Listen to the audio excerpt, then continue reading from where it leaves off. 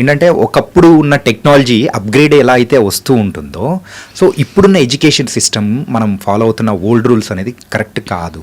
So ఇందులో కూడా కొంచెం మార్పులు అనేది తీసుకురావాలి, క్రియేటివిటీ అనేది కూడా ఎక్కువ ఉండాలని చెప్పేసి యూ స్టార్టెడ్ అనే Infame India fine arts and media. Yeah, ఇది స్టార్ట్ చేయడానికి గల మెయిన్ రీజన్ ఏంటి?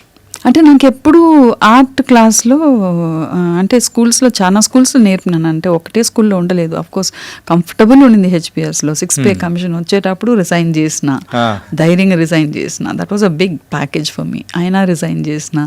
తర్వాత నిజాం కాలేజ్లో నన్ను కమ్యూనికేషన్ స్కిల్స్కు ట్రైనర్గా తీసుకున్నారనమాట.